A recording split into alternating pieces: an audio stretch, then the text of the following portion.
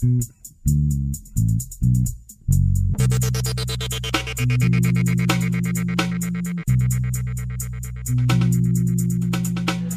je prva saradnja sa domaćom fabrikom koja je napravila naše prototip radove.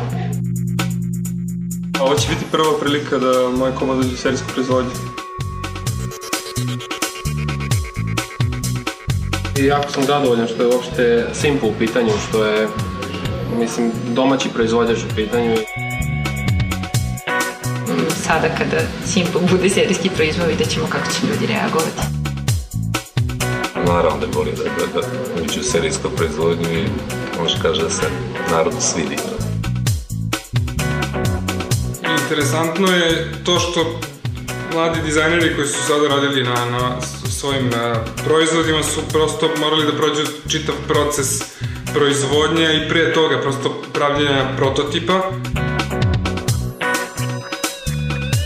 Kad sam vidio stočiće, bili su bukvalno kao sa slike kad sam ih ja... Kako sam ih ja zamislio, tako su i napravljeni. Neobično je kad ipak drugo su modeli, drugo je kad to kreće u serijsku proizvodnju. Mladi dizajneri, u stvari dizajneri uopšte, se susreću sa realnošću kada sarađuju sa jednom firmom, kada ne rade fiktivno ili eksperimentalno. Osnovni princip kad sam dizajnirao je bila funkcionalnost, znači pre svega pre estetike. Funkcionalne su, udobne su, ali to ostaje na korisnicima da presude. Drvo, kako se onako kaže, topao materijal. Prirodan je materijal. Najstariji materijal i još uvijek ne prevaziđen.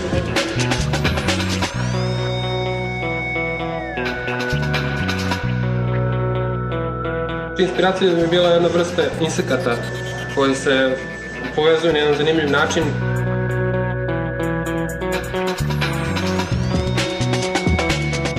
Angažovanjem dizajnera, naročito mladih dizajnera, Simple dobija jedno osveženje. Oni su perspektiva, oni su budućnost, oni će jednog dana, ako ne za par godina, biti aktuelni, prosto zreli dizajneri. Time se prosto radi na perspektivi jednog brenda, jedne firme kao što je Simple. Naravno da mi interesuje reakcije publike na Simple i kućnoj izložbi. Zanimaju me reakcije. Naravno, zanimaju reakcije. Svakako me zanimaju reakcije. Pa jedva čekam da vidim reakcije publike.